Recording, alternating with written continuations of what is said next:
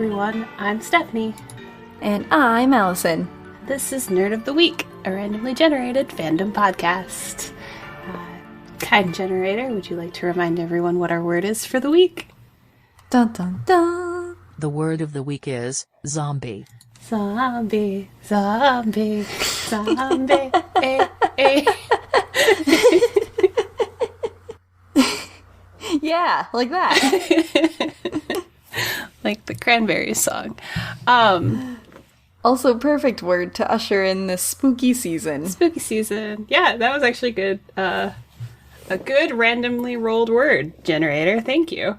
So, shall I go ahead and definition it? Guess. Yeah. Guess the definition. Yeah. Define zombie.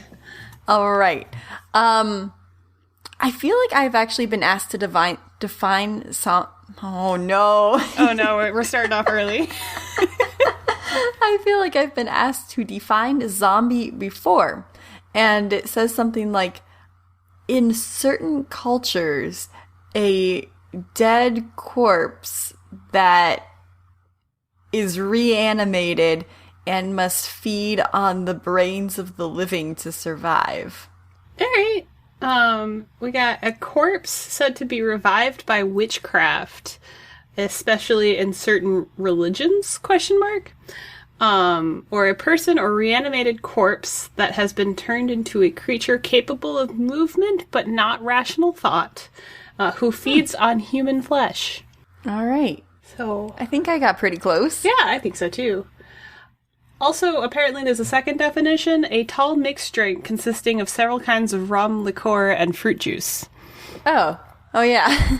So, the zombie fruit juice drink. Alcoholic adult beverage, as you would.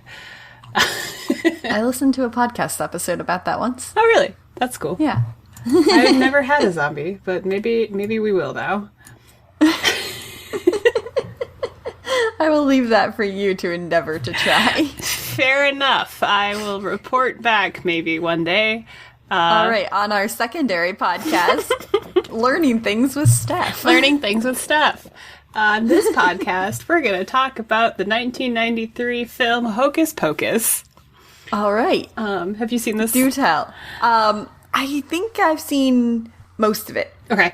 It is a fantasy comedy horror film that was following the hag witches, the Sanderson sisters, played by Bette Midler, Sarah Jessica Parker, and Kathy Najimy.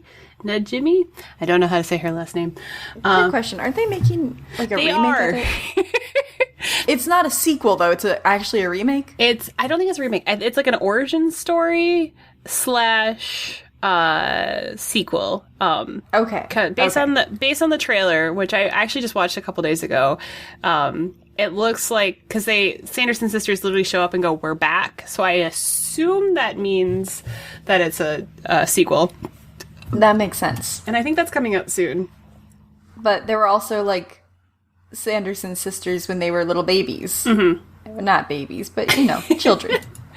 Yeah, so in the trailer. Okay. Yeah. That was what was confusing to me when I saw it. Yeah, so I think it was like how the Sanderson sisters came to be, and then also having the hijinks that you expect from the original Hocus Pocus movie with people accidentally summoning the Sanderson sisters into the century. Okay. Well, I'm so sorry to have derailed the podcast. That's all right. Do go forward and tell us all about this. So this opens up in Salem, Massachusetts, as all witch stories tend to do, especially in the movies in the 90s. 1693, Salem, and there is a young Thackeray Binks, who is our main character, who is awakened outside when he realizes his sister is nowhere to be found. And he is like shouting for Emily, and he grabs his friend Elijah, and they are running around trying to find Emily because they can't see them. And then Elijah notices like this big purple like light off in the distance, which I don't know how anyone didn't notice. And they're like, look, the sisters are up to their old hijinks or whatever. And so they go and run towards the big violet plume of smoke. They see Emily, Thackeray's sister, being dragged into a cottage by one of the witches, Sarah, who is known to have like a enchanting voice that distracts children and lures them into her hag hut or whatever. And Wait, is Sarah played by Sarah Jessica Sarah Parker? is played by Sarah Jessica Parker. Okay, good. That one's easy. And they have distracted her, and so she's like under a trance to be lured in, and the witches are going around reading from they're like Necronomicon, like grimoire witch's book that has the like potion of eternal youth, and they have to do all these ingredients, and they're like not the most organized at all. There's a lot of like bickering and like, did it say a hag's foot or did it say, or like a dead man's toe or a bone or something like that? So they're trying to get all this ingredients together more for comedic effect, and then to give you more of a like a sense of, okay, these are witches who are casting a magic spell over like a big like iron cauldron thing. And they are using Emily to suck out her youth so that they can be young and beautiful forever as part of their eternal youth potion. I guess they have to do that every so many years. And Thackeray and Elijah... Thackeray tells Elijah to go get the town elders while he breaks into the hut to try to distract them until people can show up. But unfortunately, he does not win the battle against Winifred, Mary, and Sarah. And he is turned into a cat. Meow. Meow. She, and Emily, unfortunately, was forced to drink the potion, so she perishes. And they get their eternal youth from Emily's essence, and then Thackeray's stuck as a cat, and he's forced to live forever as a cat is the phrasing on the spell. So he is stuck as a cat forever and ever and ever. And so the last scene we see in Salem at this era is the Sanderson sisters and Thackeray's parent, his father, being like, what happened to my son? No mention of the daughter whatsoever, but what happened to my son? And they're like just laughing and make like an innuendo to him being a fuzzball, and then they hang the Sanderson sisters, and then everyone's like sad walking away from town, and Thackeray, who's now a black cat, is trying to rub up against his father, and his dad's like, get away from me, beast, and like kicks him away. And it's like the saddest thing ever. And so that is the beginning of Hocus Pocus. And so then we go into a 300 years later, I believe, because it's like I think it's set in like 1993 or that time frame, but 90s, right before Halloween. They're in this town, which I think is still Salem, and we open up onto a kind of kooky teacher giving the history of Salem, and specifically the Sanderson sisters, is like a framing device. Like, this whole story was part of their culture, so now they're like telling it, which is kind of like a random weird thing to be telling at the end of a day in high school. But you know, it's the day, I think it's the day of Halloween, and so it's one of those like, we didn't actually do anything in school today anyway situation. Right, it's a party day. It's a party day. Everyone's dressed up, and Max Dennison is one of our new main characters, and he is in Salem, and he's like a curmudgeon, like not into the Halloween spirit, blah blah blah blah blah. And so the teacher's trying to get him to be like, live a little, have a little fun, and is trying to get him interested in things. And then the other main character, whose name is Allison, she promptly, like, when Max can't answer questions, just like explains all of this culture and lore to Max, and then Max, in like a not smooth move whatsoever, freaking like writes his phone number on a piece of paper and hands it to her. Like, I've just made fun of everything that you love about this town, and I'm so cool from California, but here's my phone number. We should hang out. And then thinks that's gonna work. And they leave school, and then Allison hands back his phone number, and he thinks he's getting her phone number, and it's just his digits back to him. And you're like, see, you gotta be better to people, you jerk. Wow. Okay. So that's the setup for the love interest. And Max then goes on a bike ride to get back to his house. And all around there's like people getting ready and set up for Halloween. There's like kids dressed up in hot costumes and very 90s trick-or-treating situation, with like ridiculous amounts of decor everywhere, which I imagine is true of Salem. Like, I feel like they lean into the Halloween thing pretty hard. Yeah. And Max gets bullied by two kids who steal his shoes, whose names are Jay and Ice, and I feel like there's a reference there that I'm missing. But those are good names, right? And his name is something else, but he's now Ice, and he has the word Ice shaved into the back of his head, so that's his name now.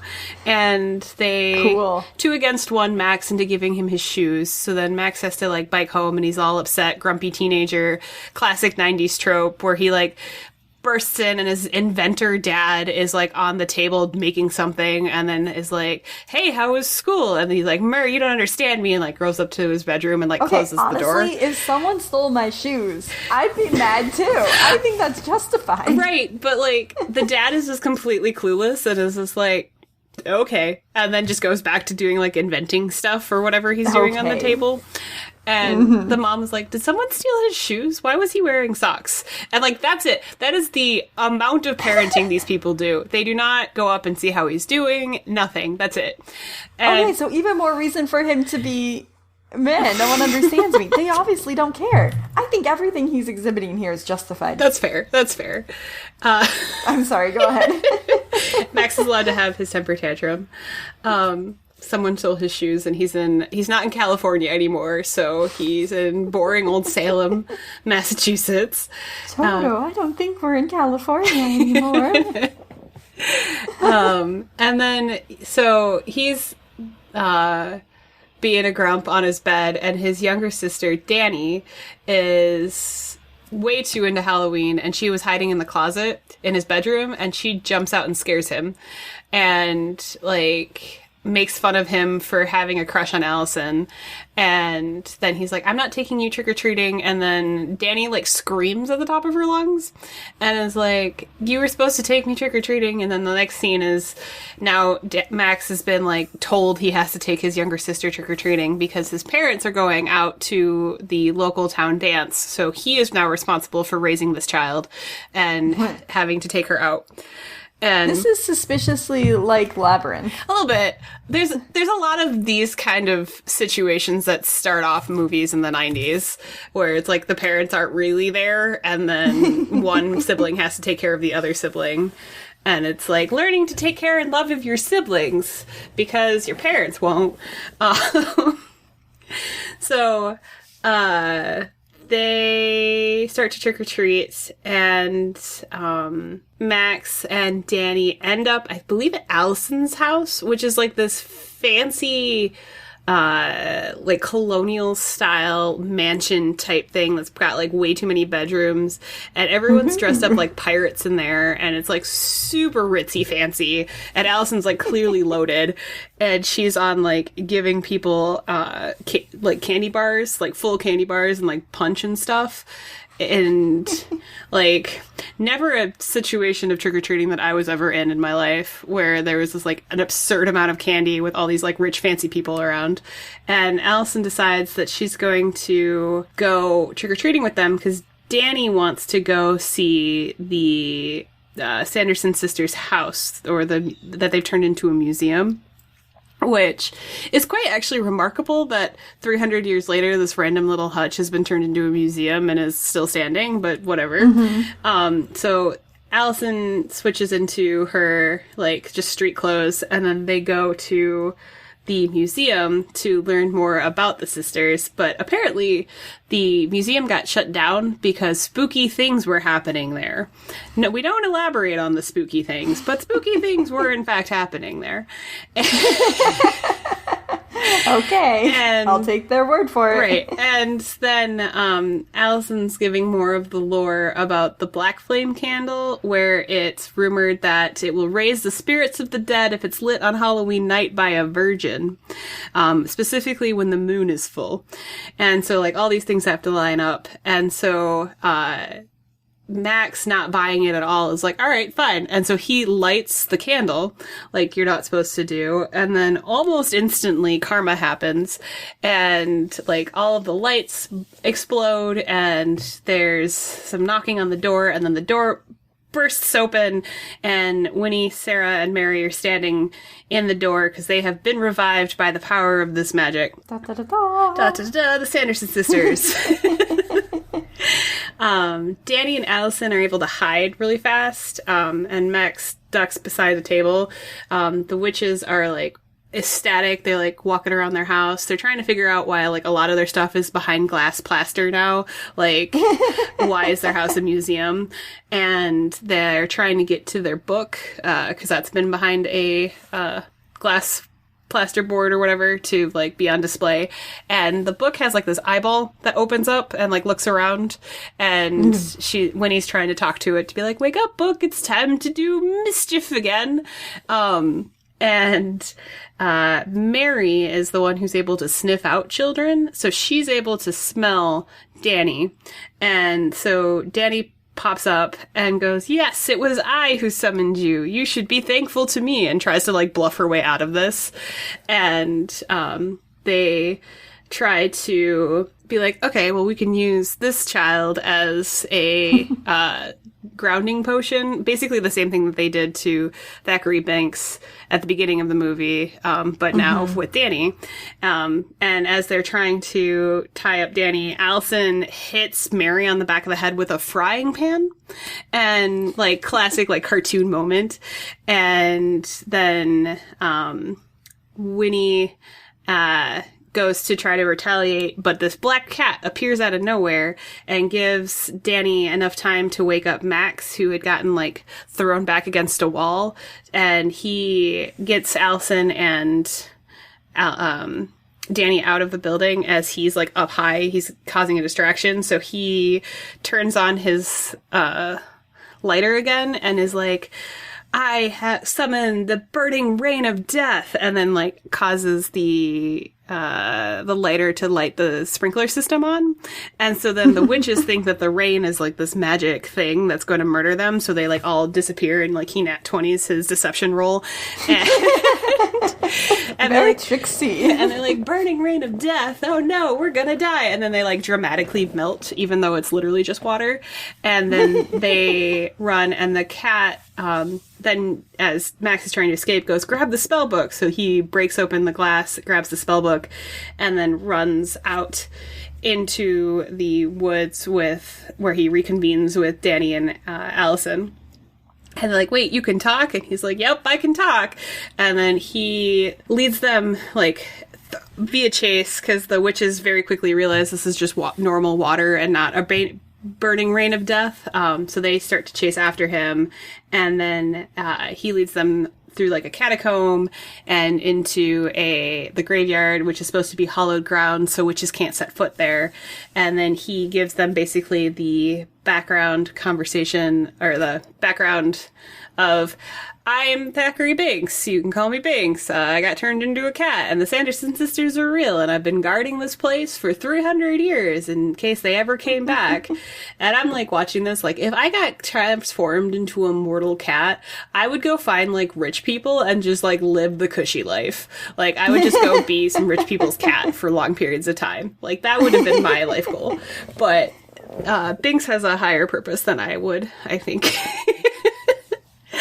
He was indebted to that somehow. Somehow. And probably something to avenge his little sister. But I guess it's fine. So they get kind of the background, and then they make fun of Max for being the virgin who lit the candle who brought the Sanderson sisters back, and Sanderson sisters then fly to the graveyard, but because it is the hallowed ground, they can't set foot on it, so they raise the zombie of Billy Butcherson, who used to be Winifred's husband, but then found out that he was cheating on her with Sarah, so she poisoned him and sewed his mouth shut. And so Billy Butcherson shows up as a zombie and chases the kids through the graveyard, because as a zombie, he can touch the hallowed ground. And so they are running away from Billy, and Max at one point, as they're disappearing back into the catacombs, he, like, pulls a tree branch back and, like, hits his head off, and then it goes rolling away. And there's a couple of scenes where Winnie is, like, clearly, like, furious and frustrated with Billy and his nonsense, and he, like, does, like, over-dramatic, like, throws his arms up in the air and rolls his eyes at her. So, like, he's clearly over Winifred's nonsense to begin with. And so he's like my favorite zombie, because he's got a personality, and it isn't just like the classic, like, Walking Dead zombies. It's just, he happens to be undead, but he's also got his personality still.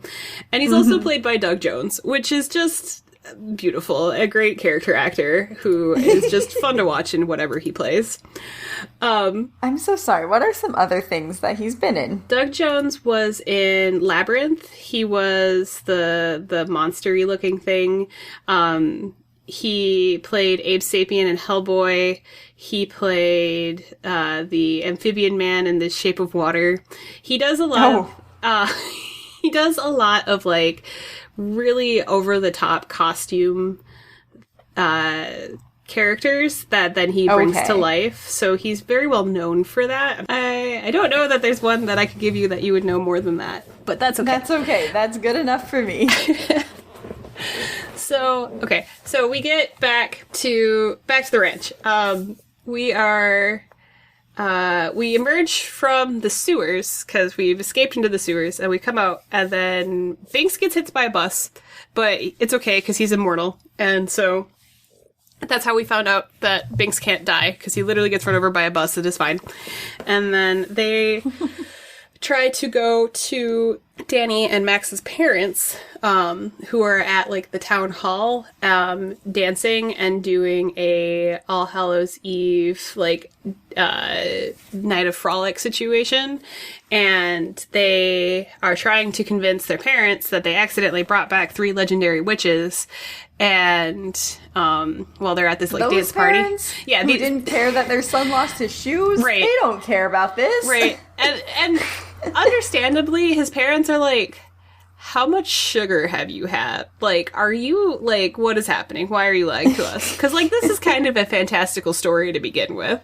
Yeah. And so they are, like, frustrated that this is happening, that they can't get their parents to listen. So Max climbs up on stage and, like, pulls the mic from the singer to try to say, hey, the Sanderson sisters came back. They're going to curse us all. They're going to steal all the children and murder everybody. And everyone's laughing because this is ridiculous. And it sets up this cool scene with Winifred being like, thanks for that marvelous introduction. And then the awesome song, I Put a Spell on You. So Mary, Sarah, and Winnie do basically the D&D spell, the hideous laughter dancing spell, where you're basically like forced to dance forever. So they do this huge, ridiculous show number of I Put a Spell on You, and then all of the people in town who are at this ball are forced to dance forever, basically. And so the singer is like, haha, good joke, kid. That was a great introduction. And we thought this was, and they thought it was a bit, and Max is trying to convince them that it's not. And Danny's like, cover your ears, and pulls everyone out of the bar, of the town hall, so that they're stuck there, dancing until the morning, and they can't get out of it. But I don't know that Danny, Max, and Allison were smart enough to figure that out, that they would be stuck there forever. But I think they assumed that it was going to be like a short period of time. Then they go and they run through the streets, and the sisters chase them into their high school, and through some hijinks and use of knowledge and assuming that the witches don't know what like speaker systems and stuff are, they convince the witches that they're playing. Basically, a lot of this movie is them convincing the witches that they're doing witchcraft, even though it's just modern technology. And That's smart. Yeah. And so this time they're teaching them through, I think it's like a French-speaking boombox, like how to learn French. And they have the witches like following them through, and then they lock them in the boiler room and try to set them on fire. And they celebrate prematurely. They think they've won because the witches are screaming and they're all like sad and dead and whatever. And so then Danny, Max, and Allison go back to Danny and Max's house, like all proud of themselves, like they murdered the witches. Binks is a little bit confused because he's still a cat, because he was kind of hoping that once the witches were dead that he wouldn't be a cat anymore. But he's like, right. I guess I'll just be your cat. And Danny's like, you can be my cat and my kid's cat and my grandkid's cat, and we'll just take care of you forever and ever. And it's really cute. And so they fall asleep and cuddling, and then Allison and Max are just kind of talking, and Allison has spent like this whole movie trying to open the Necronomicon book. And so she finally convinces Max to, like, let's open it up. Let's see if there's a spell in here that can reverse Binks's curse so he doesn't have to be a cat anymore. And, like, she's got good intentions, but opening the evil witch book is probably not the best plan. And so when she does, the book shoots out a light into the sky, and the Sanderson sisters, who have escaped the school and have actually gone back to their house, are being very dramatic, like convinced they're gonna die, they're doomed, all this stuff. I empathize with Winnie when she's like sitting on the bench and like everything's terrible, and she's like, we are doomed, the world is terrible, and we will be dead by morning. And I watched this movie many times, and it may have shaped my childhood a little bit. It's fine. So she goes to look out of the window for the last time, and then the light from her book is up in the air, and so she's like, oh, we can get our book, we can steal Danny, and Mary's going to make the potion, and we can still be evil, mwahaha. So they grab some brooms and they fly towards the light that the book is giving off, where Binks has realized they've opened the book and now that they're in trouble, and so he tries to shut the book, but it's too late, and Danny, Binks, and the book are kidnapped by the Sanderson sisters and rushed back to the hut, the house, the cottage. I keep wanting to say hut and it's cottage, but it's fine. And they try to Sarah is singing the song to try to get a bunch of children to come, but Winnie is on a it needs to be Danny because she's messed with us all night, and so Winnie's hubris is like, I need to kill this child specifically because she has been tormenting us, and so I need my revenge on her. And Mary's like, but look at all these other kids that we could do, that we could eat her later, and trying to be the voice of reason, but Winnie is not listening to them. So they get Danny back to the cottage, but very quickly Max and Allison set up that it's sunrise already by using the Jeep lights and having like a filter over them to make it look like the sun is coming up sooner than it is. So they break in and they pull another hijinks on the Sanderson sisters and kidnap Danny back, and then they bring her back to the hallowed ground to keep her safe there.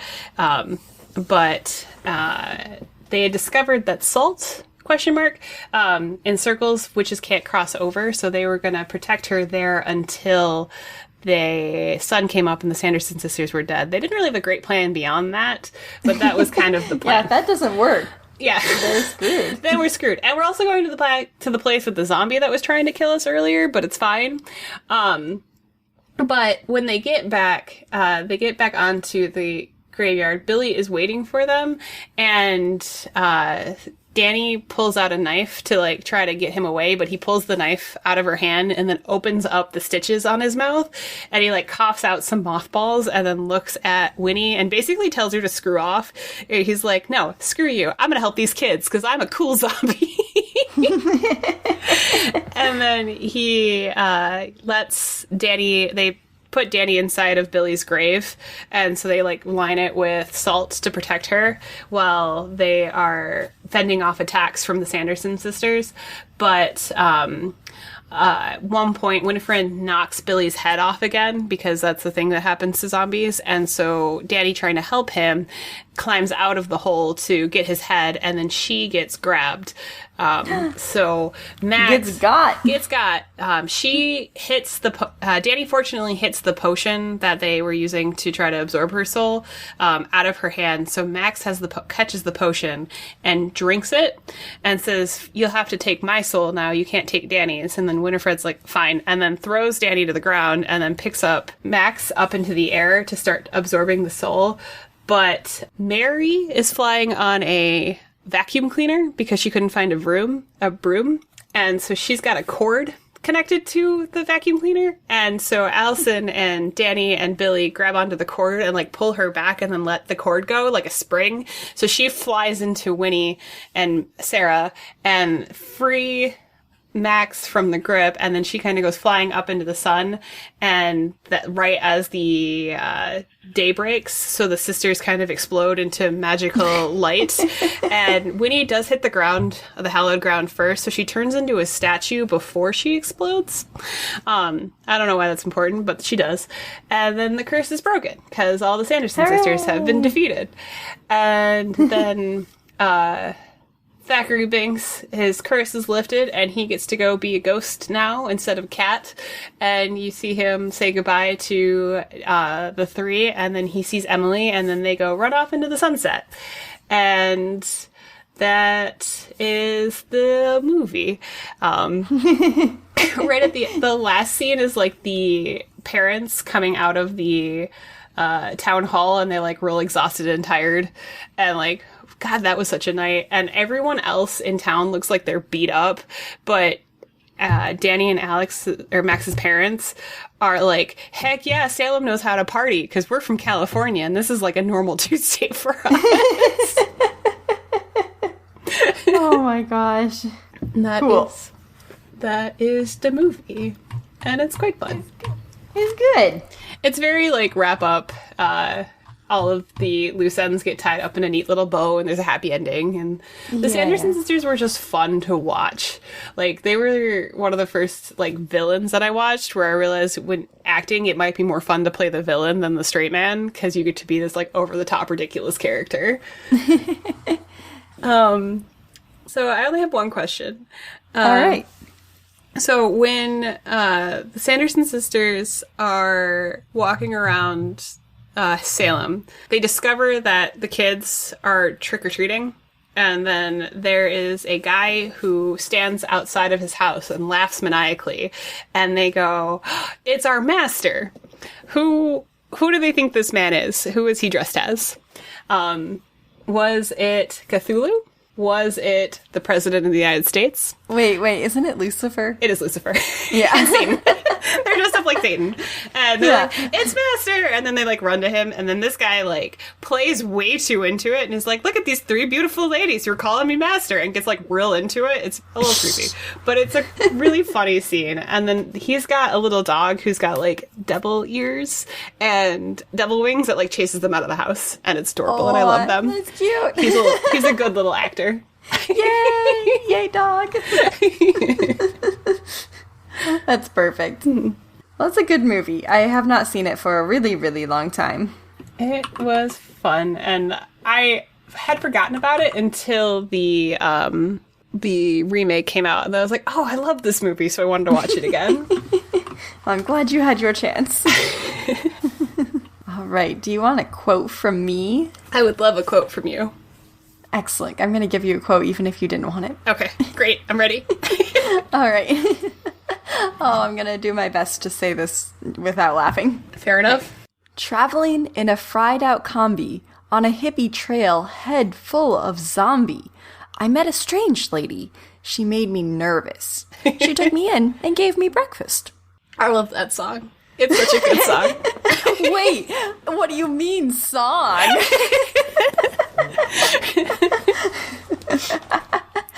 You have to wait till the end to reveal what it is. I'm sorry. I will wait, and then I will sing it at you at the end. Okay, fine. If you know what Allison's quote is from, tweet at us, or using the hashtag Nerd of the Week, hashtag NOTWP, or find us on Facebook, Instagram, Twitter, TikTok. I already said Twitter. Yeah. And YouTube. And YouTube. That's the one I meant. Yeah. We're on all the things. Some more so than others. Some more so than others. We're getting there. We're getting better at it. Cool. All right, and then I'm gonna talk at you about my silly thing. All right. This is like kind of a real campy movie, but also I just rewatched it. I feel like it's really well done. There's nothing Pride wrong. and Prejudice and Zombies. Oh, heck yeah. There's nothing wrong with campy movies. I love campy movies. They're so good. Also, I thought that this had come out earlier than it had, but it's from 2016. Is it really? Gosh, It is. okay. I thought it was like 2012 or something, but it's not. Mm-hmm. But anyway, so we have basically, if you know Pride and Prejudice, it's that, except there's zombies. Heck yes. So it opens with the line that's kind of like the same Pride and Prejudice line that's like a man in possession of money is in want of a wife, except it's a zombie in possession of brains is in want of more brains. So it opens up with Mr. Darcy. He's actually in the army still at this point, and he's going to Netherfield Hall, which, if you recall normal Pride and Prejudice, that's one of the main settings where Mr. Bingley lives. But this is kind of like before the story kicks in. So he goes to Netherfield Hall. The prelude, indeed. How fancy. And he says, I've heard reports that somebody here was bitten by a zombie. Oh, no. And they're all, like, joking, like, oh, Mr. Darcy, you know there hasn't been a zombie attack for ages. And he says, all right, fine, whatever. Mind if I sit down and have a round of cards with you? So he sits down. He's, like, in their parlor. There's this huge party that's there. He takes out this little vial that has these gross carrion flies in it. And someone who sees him release them into the room says, what are those for? And he's like, well, they have one particular ability, and that's to smell rotting flesh. So they just kind of waits until they land on somebody. They land on the, like, master of the house, unfortunately. Uh-oh. And without any hesitation, Darcy just cuts his head off. You know, clever. And also, in a zombie situation, kind of needed. You gotta have that ruthlessness.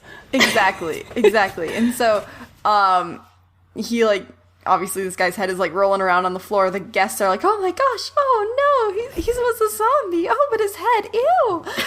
And then Darcy, like, makes the party evacuate. He's talking to, like, the woman head of the house, and he's like, is there anyone else who might have been infected? And she says, no, nobody. But then, as Darcy, like, leaves the room, her daughter's like, what about the niece? She's up in her room. I have to go save her. But as the daughter goes up there, the niece has turned into a zombie as well and is, like, eating the brains of the maids. Oh, no. And it's just this whole thing. Basically, everybody ends up getting infected, and Darcy has to kill them all. Oh, man. So that is how it all opens. Heck yeah. We then have, like, a little kind of background alt history retelling of, like, what is going on in England right now. Okay. So back in, like, the medieval times, the Black Plague, instead of just killing the victims, made them come back as zombies. And since then, like, all of England has been overrun by zombies, but then they had this great idea, you know, let's build this huge wall around London, and we'll try and, like, fence them into London, and then we'll build this huge moat, and there's, like, all these little bridges that are really heavily guarded that leave London and go out to the countryside. And out in the countryside, it's, like, fairly safe to an extent. Okay. Like, there's still zombies out there, but not as many as in London, and so the gentry who have their fine houses, they can go out and live in the country and be relatively fine. However, since this has been going on since the medieval times, and it's now like the 1800s, they've learned how to deal with the zombies a little bit. So everybody is a really well-trained fighter. And the narrator says the wealthy go off to Japan to train for their fighting, but the wise, or the people who are not as wealthy rather, they go to China for their training. So that is where, unfortunately, the Bennett sisters had to go for their training, because they're not as well off as other people are. However, they are extremely skilled fighters, very, very talented, and they can really hold their own in battle. So we first kind of encounter this where this is like where we get into the real Pride and Prejudice story. So, as the regular story goes, Mr. Bingley has now acquired Netherfield, and he's moving in, and everyone's like, oh my gosh, what if he were to marry one of the daughters? And luckily, there's this town dance, and it's heard that he's going to be there, so he can start meeting people in the town. So, of course, all the daughters go. Their father is not really keen on this, because he says, we've heard of a lot of zombie attacks in the area recently. I don't feel comfortable with this. And they're like, don't worry, Papa, we'll take our weapons with us. And so then they have like their getting ready scene where all their corsets are being laced up in, traditional period drama, getting ready for the ball. But then they also like are strapping on all of their knives, and like they're hidden in their boots and like on their legs and up their sleeves. So like they are well armed and ready to go. So off they go on to the ball. There they meet Mr. Bingley. He immediately falls in love with Jane, who is, I think, the second eldest of them. Gosh, my Pride and Prejudice is not up to snuff. Valid. I think she's the second oldest. I could be wrong. Yeah, because I think Liz is the oldest. Yeah. Anyway, Liz is kind of looked over, but she doesn't mind. She's, like, happy for Jane. However, Bingley, of course, has also brought his best friend, Darcy, to the dance. And Darcy is well known for being, like, really snuck up and snobbish and exceedingly wealthy. And he makes a comment to Bingley that Jane overhears. And again, this is all part of the regular Pride and Prejudice story, where he says, none of these ladies are fine and I can't be tempted by them at all. And that really makes Liz mad. So she storms out and is kind of like pacing around in front of a in front of a bonfire in front of the town hall. And someone, like, kind of starts creeping towards her and's like, I've heard all sorts of mean things about Darcy. And Liz goes like, yes, I can't even believe he would say such a thing. And then she turns and there's a zombie behind her. And, like, the zombie is kind of, like, acting reasonably. She, like, starts trying to tell Liz something. She starts like, I just came to warn you about, and then her head is shot off because Darcy has come and seeing that it was a zombie who was going after Liz. And everyone's like, oh my gosh, you should be so grateful that he was here. And Liz is like, yeah, but the zombie was trying to tell me something? ? But then everyone starts rushing out of the town hall. Apparently there were more zombies. It was this whole, like, planned attack, apparently. However, the Bennett sisters, being the well-trained warriors that they are, they, like, pull all their weapons out, and there's this real epic scene that's, like, filmed in slow motion where they, like, march in formation and they, like, slay all these zombies. And as Liz Bennett is, like, slashing the head off of a zombie, across the room, Mr. Darcy sees this happening, and suddenly he's like, oh, she is the girl of my dreams. Oh, my goodness. She's a good fighter. I want her. Oh, yeah. And also, okay, so one of the things that Liz says at some point is, like, I could never accept a man who will make me turn in my weapons. So apparently, a lot of what happens in this alt history England is that when a woman gets married, she no longer has to fight. Oh. And Liz doesn't want that at all. She loves to fight zombies. That's fair. I think I would be into it, so. Yeah, so she needs a man who will let her fight zombies. So anyway, that kind of, like, happens in Darcy's brain, but of course he can't let on any of that because he has his upkeep, or gosh, what is it? His morals? No. His standing. Yes, his social standing. So that was kind of like a dramatic thing that has happened. There's this, like, big zombie attack that happened. we then cut to the sisters. They're training. They're, like, boxing against each other. And they're basically just kind of talking about, like, oh, how magical the night is. Mr. Bingley was wonderful, and I think I should probably pay him a visit at some point. It just so happens that Jane was actually Jane was invited to tea with Mr. Bingley. And her mother says, oh, well, you can't take the carriage. You have to take the horse because it looks like it's going to rain. And so you have to catch a little cold so that you can have to stay over. Like, classic mom trying to get her daughter married off. Right. Everyone's like, Mom, we don't think this is a good idea. What if she gets attacked by zombies? Her mom's like, it'll be fine. She's well trained. So they send Jane off. She's like all nervous about this for good reason. She does encounter zombies on the way over. Her little musket that she was carrying misfires and like injures her hand. Okay. And she has to like fight off these zombies like basically by herself. It also then starts raining. Of course and it does. So she does catch a cold, but also has an injured hand. So by the time she gets to Netherfield, Darcy is having none of this. And he's like, that is probably a zombie bite. Like, no one was with her. We only have her at her word that she wasn't bitten by a zombie. And I don't trust anybody because I have prejudice against everybody. Mm-hmm. So they send her up to be, like, quarantined in a bedroom.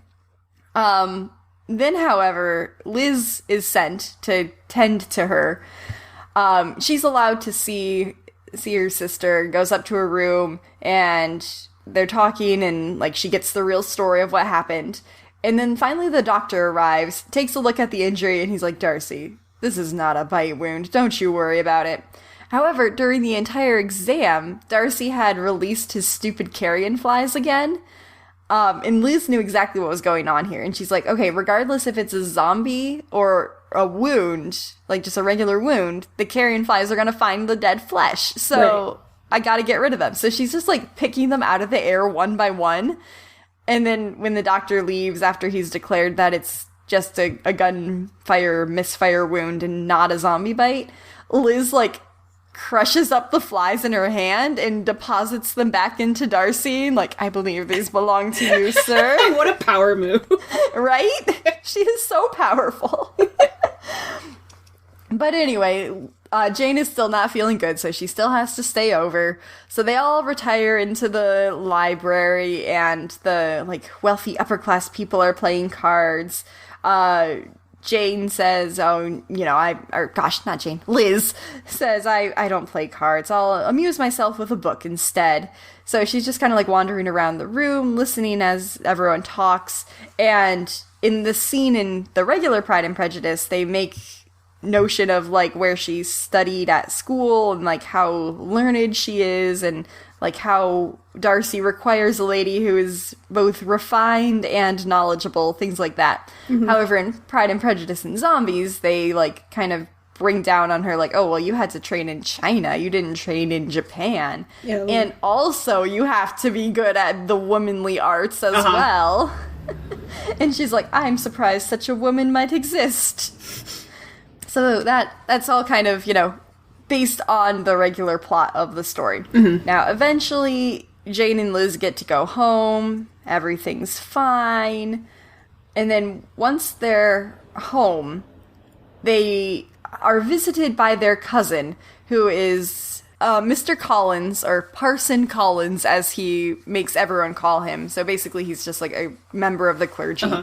Uh-huh. He is set to inherit all of the Bennet estate if the girls don't marry, or regardless if the girls marry or not, but like if they are not married, he's probably not going to give them any support. However, there's hope that maybe he will marry one of them.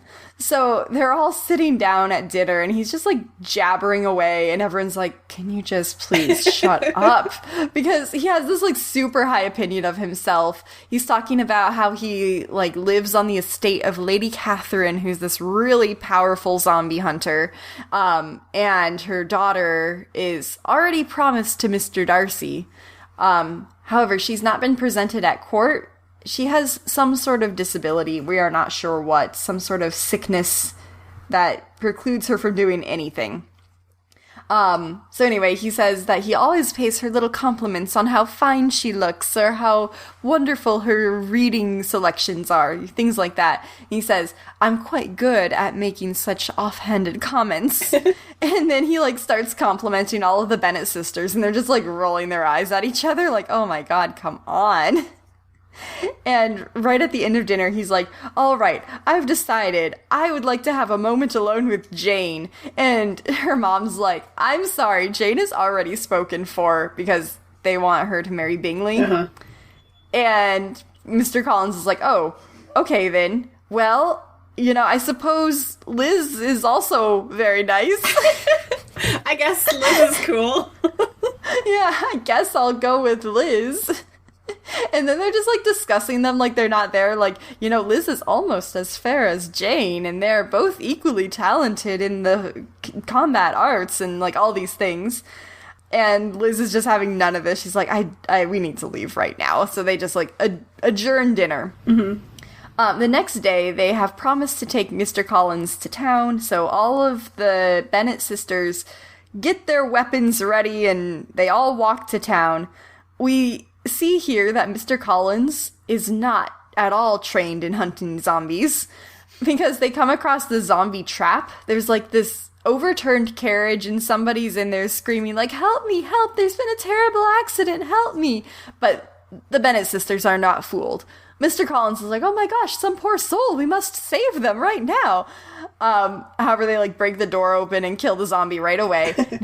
Mr. Collins is just like, oh my gosh, I can't believe that a zombie would be so smart to set up a trap like that. Pretty soon all of Parliament will be overtaken by them.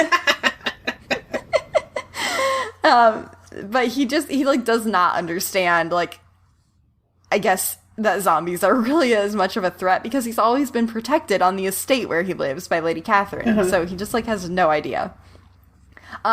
They get into town, and there's been extra militia sent in because of all of the zombie attacks that have been in the area. So there's all these men in uniforms. This is where they meet Mr. Wickham. He is a colonel in the militia, and he immediately, like, kind of catches Liz's eye, and it turns out that he actually knows Darcy. And the story that he gives is that he and Mr. Darcy, they'd been, like, both kind of brought up since childhood, and Darcy's father really had taken care of Mr. Wickham, but then his father died, and Darcy was supposed to give, like, half of the inheritance to Wickham, but he instead kept it for all of himself and threw Wickham out to the streets. Mm-hmm.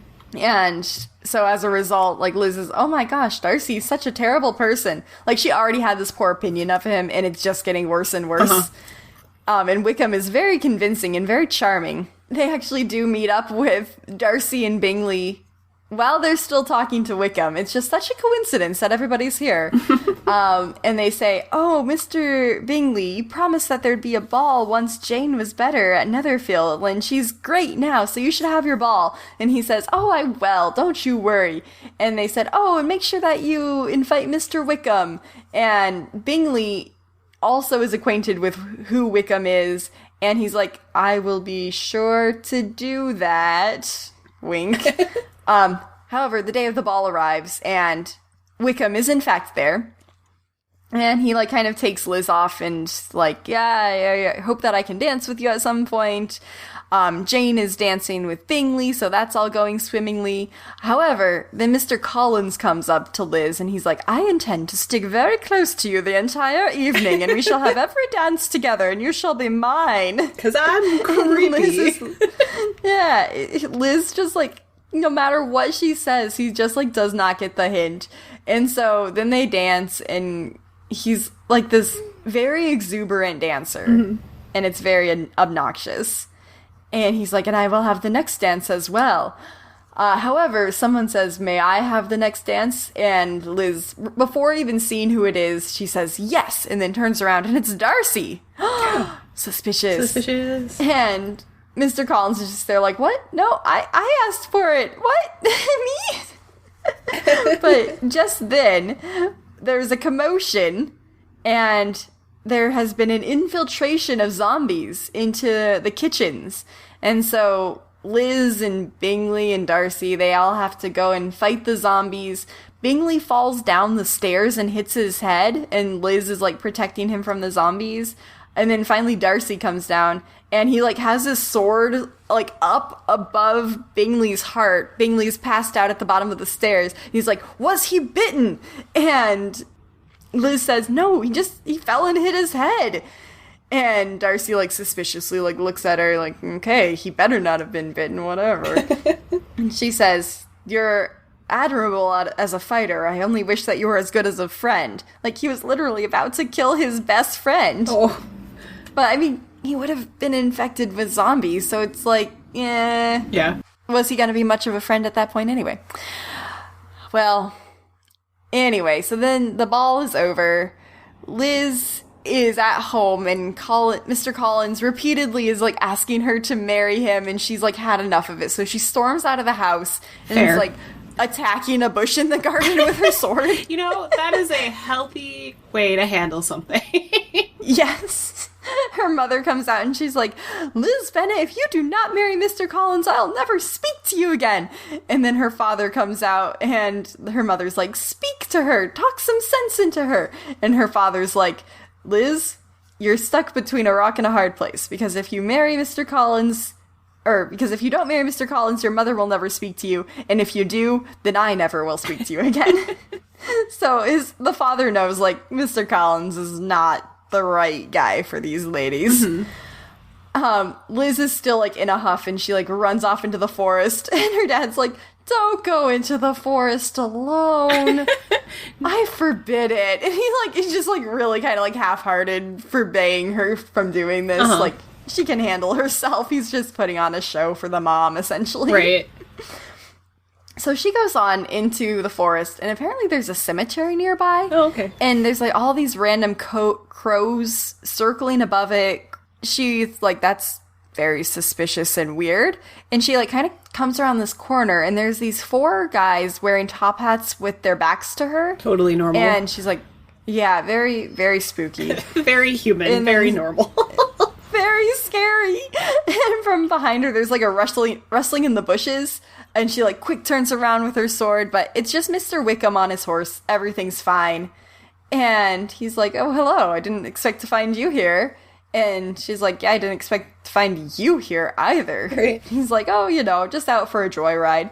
And she, like, turns back, and the men are gone. And she's like, did you happen to see 4 men in top hats come by here?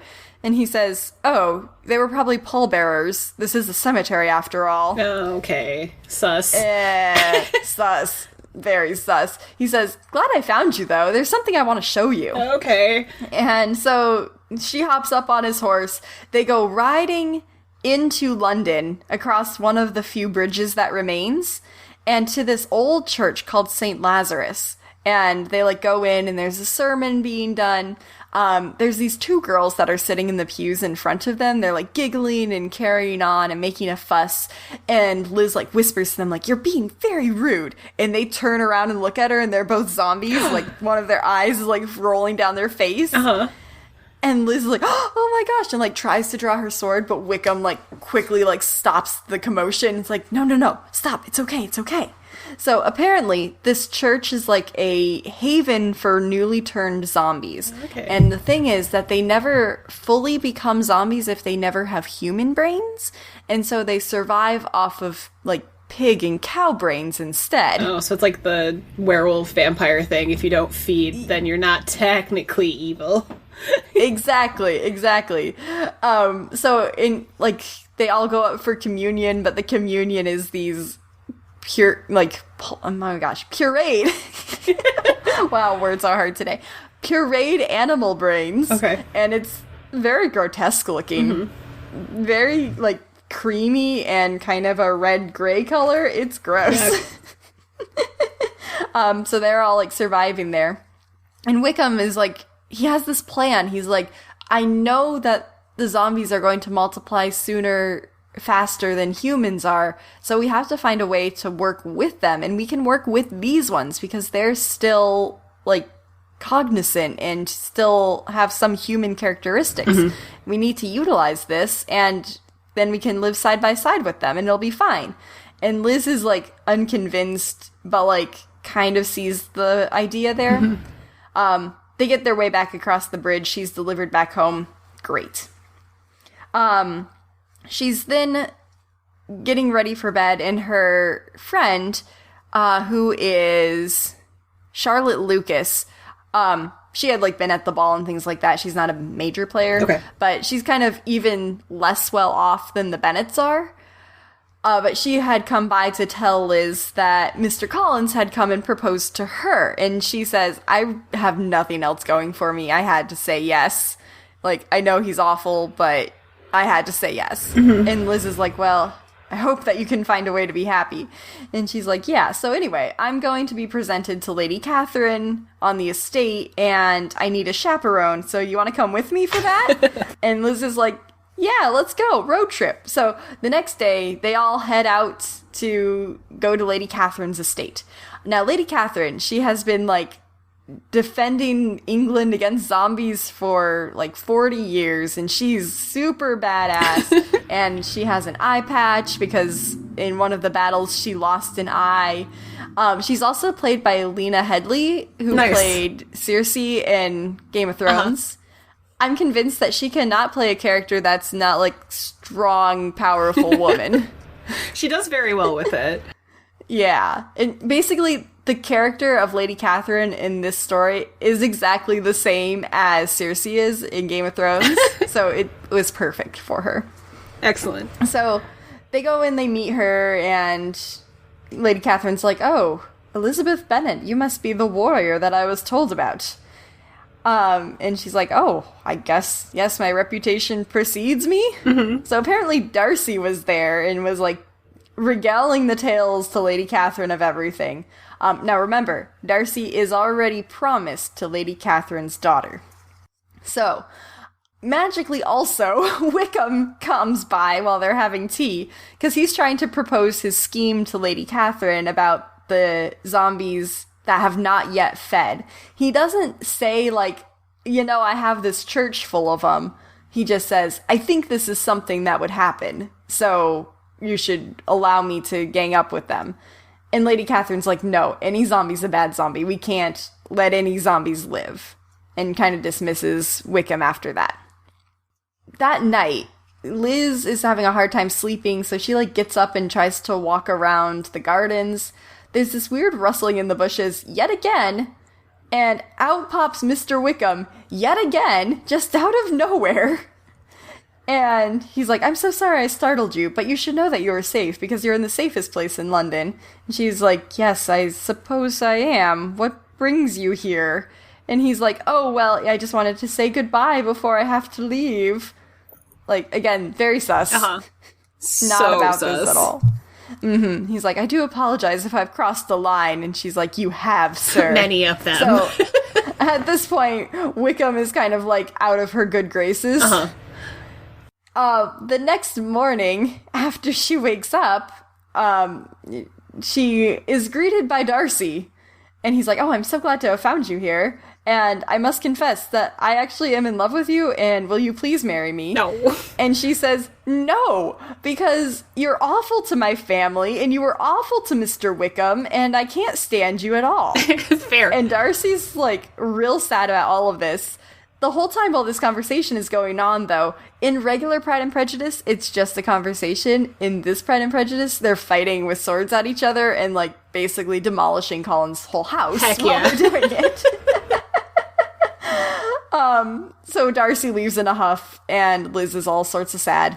Well, he ends up writing her a letter that, like, explains everything, and he's like, I'm sorry, the things I said about your family were directed at your mother because she said such, like, awful things about only marrying for money, and I just didn't like that. And then here's the real story about Wickham. Apparently, Wickham, like, exploited his father, and then when his father died, Wickham kept asking for more and more money and kept squandering it on things that, like, were not useful. Uh-huh. And I think part of the money was, like, funneled into his zombie church somehow. But basically, he just had to cut off all ties with Wickham, and now Wickham is out with a vengeance to get him, basically. So that kind of satisfies Liz, but she's still, like, not warm and cuddly towards Darcy, Which I guess. is fair, because he's not really a warm and cuddly person. That's true, it's true. So she goes on home. While she's training in her basement one day, this is just a few days later, I think, she gets a knock on the door. It's Lady Catherine, and she's come to say, "Is it true that you're engaged to Mr. Darcy?" And she's like, "I'm not." And you'd think that this would make Lady Catherine be like, "Oh, okay, fine. Let me take my leave then." But she's like, "Well, will you promise to never be engaged to Mr. Darcy?" I always thought that was such a strange, like, move in the original movie. Yeah. But Liz is like, "No, I can't make that promise, ma'am." Yeah, ma'am. And she's like, "I must fight you then." However, Lady Catherine will not stoop below her place, and she's not going to be the one fighting. She brings this, like, giant man as her proxy to fight Liz instead. As you do. And Liz, exactly. But Liz, like, kind of wins, sorta. It's kind of a draw, because I think Lady Catherine calls off her man before he's actually killed. Uh-huh. But she was winning for a hot second. And Lady Catherine's like, "Well, fine, you can't give me that promise, but beware, if you are engaged to him, no good will come of it." And that sort of thing. Nah, whatever. Mer, I am higher class, mer. Now, the next big thing that happens is one of the sisters, Kitty, has been stolen away by Mr. Wickham. Oh, no. And Jane says, "Oh, but Liz, what are we going to do? How are we going to ever find them in this huge expanse of England?"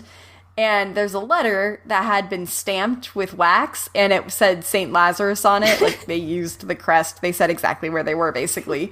And so Liz says, "Yeah, I know exactly where they are. Don't you worry about it." There's a map leading me directly to them. Exactly.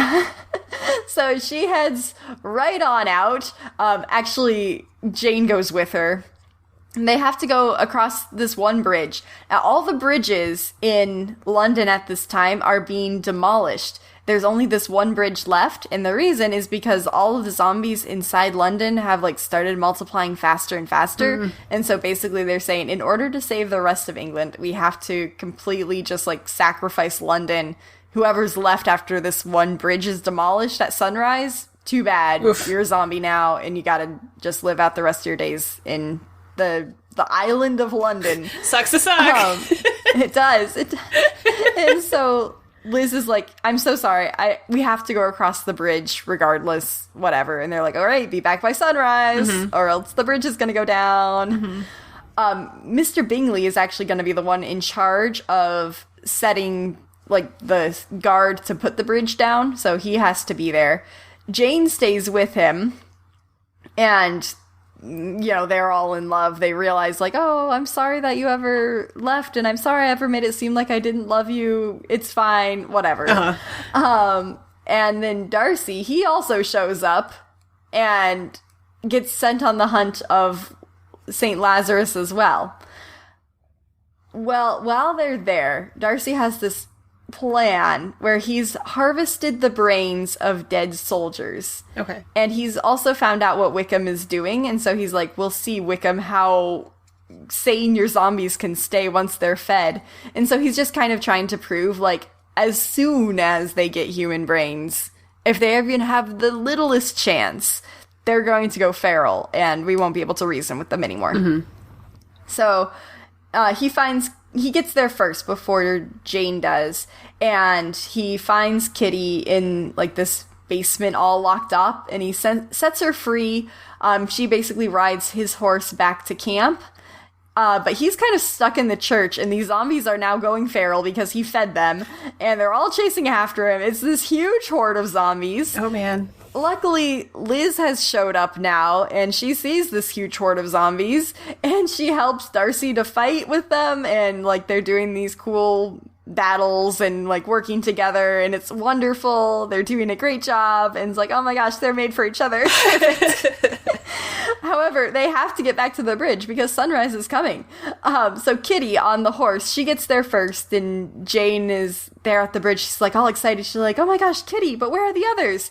And Kitty is like delirious and sickly and not doing well, so she doesn't know where the others are. However, it's getting to be sunrise, and all the officers are like, Bingley, we have to demolish the bridge or else the zombies are gonna come. Well, there's this huge horde of zombies that starts like running towards them, and just suddenly right at the front we see the horse with Darcy and Liz on it. However, just before we'd seen that, Bingley has shouted, go! And so the bridge has started exploding. Exploding! But the horse is just fast enough that it's like just running in front of the exploded parts. However, then there was another part that like misfires or something, and the horse appears to be blown up first. And it's so sad, and Jane is sad, and Bingley is sad because they've just lost their sister and their best friend. Yeah. And it's so sad. But then we flash forward a little bit in time. Liz wakes up. She's a little worse for wear, but fine. Survived. And she crawls over to the body of Darcy. It looks like he's dead. No. She is real sad, crying over this body, and is like, I love you and I will marry you. But he's dead and it's sad. And that's kind of the last we see of that scene. Fast forward, I think a few days to weeks in time, not too long. They're now all at Lady Catherine's estate. Basically, everybody who was in the outer boundaries right outside of London, they've all like congregated at her estate to help prepare for this massive battle against the zombies that are now probably going to be roaming free. And just as like they're all finished polishing up their weapons, Mr. Darcy comes in. Hooray! Hooray! And he says, Aunt, Lady Catherine, the boundaries are holding well for now, and now that I've had a break in my schedule, could I please speak to Liz alone? And everyone's like, sure, yes, go right ahead, yay! At this time, Bingley is also there, and he's like, and I'd also like to speak to Jane, please. Oh. And so they both propose to either Jane or Liz, and obviously both of them say yes, and Lady Catherine just has to be fine with it, I guess. Yeah. Yeah, and they both get married. They have, like, a joint wedding, and it's really cute. Hooray! And Mr. Collins is, like, presiding over the wedding, and he's like, and you may now kiss the bride, and you may now kiss the bride. And he has, like, this weird expression on his face, like, what bride am I kissing? But he's married already. He has a wife now, so it's fine. Everything's fine. He's got Charlotte, yeah. And then we cut to credits. However, there's a secret end scene. Where so they were like walking out and everyone's like throwing rice and flower petals at them like you do, and they're about to like walk out of the gates like into the garden when over the hill a zombie horde comes rushing at them, so they all have to draw their weapons and they like stand back to back like, we're a team, we're gonna fight the zombie horde, and then actually cut to credits. So that is Pride and Prejudice and Zombies. Delightful. It's a goofy movie. I think I actually saw it in theaters, though, when I first saw it. And I like a lot of the actors and actresses in it. Like, we have Lily James as Elizabeth Bennet. I really like her. And then, of course, Matt Smith, we said, Mr. Collins. Charles Dance is Mr. Bennet, and he was also in Game of Thrones. Yeah, he was Lannister. Tywin. No, Yeah. Is it? Tywin. Yeah. Tywin. There we go. Tywin Lannister. Yeah. And then, of course, Lena Headey. Surprised how star-studded Pride, Prejudice, and Zombies was when it came out. Yeah. They got some good people. They were like, hey, you want to make a stupid, silly movie? And they were like, heck yeah, we do. Yeah, we do. Give us some zombies to fight. But it's really well done. Like, they play it off really seriously, but, like, it turns out funny in that way. Yeah. It's very well done. Very good. Let's see. I have one question for you. All right. What is a mistake that happened during filming? Oh, okay. Was it one of the fake swords broke right as they were stabbing a zombie, and it kept breaking, so they had to refilm the scene 6 times? Was it the bridge explosion was real and misfired, and so they had to wait 2 weeks to rebuild a new bridge? Or was it Liz, as she was supposed to be smashing in a zombie's head, accidentally stepped on a head of an actual extra that was on set? Oof. I think the bridge happened in a different movie that you were telling me about. Yeah, that's true. That happened in The Good, the Bad, and the Ugly. I was like, the bridge sounds familiar, so I don't think it's the bridge. Did she accidentally step on some guy's head? She did! Oh, I guess she didn't stomp hard enough to cause any injury, no. but she did stomp. She probably felt so bad. I'm sure she did. Oof. Oh, poor extra. Uh-huh. So, anyway, that's the only one I had. That's fair. Sorry. That's alright. That's quite fun. Very silly movie. Oh, and apparently, like, everyone did their own stunts in this movie, too, so that's cool. That's really fun. Yeah. All right, so, do you want my quote again? I do want your quote again. Okay. I will, again, do my very best to say it as neatly as possible. Traveling in a fried-out combi on a hippie trail head full of zombie, I met a strange lady. She made me nervous. She took me in and gave me breakfast. You come from a land down under. Men at work, land down under. Yes. Such a fun song. Yes.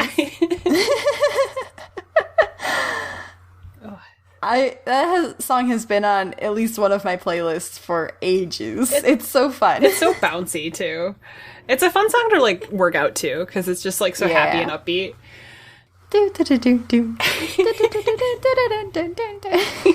All right, enough singing. What next? Generator should tell us our next word. Please do. The next word is bother. Oh, bother. Oh, bother. Oh, bother. Bother, bother, bother. I found the source of the ticking. It's a pipe bomb. What? Have you seen Potter Puppet Pals? Oh, wait, yes. Okay, is that what that's Yeah. from? Yeah, okay. Bother. I just had that stuck in my head. I forgot what it was from. It's Potter Puppet Pals. Okay. It's an old YouTube video that was delightful. Yeah, one of the first YouTube videos. Like the OG content. All right, well, maybe we'll talk about that next time. Maybe we'll talk about Potter Puppet Pals next time. Thank you so much for listening.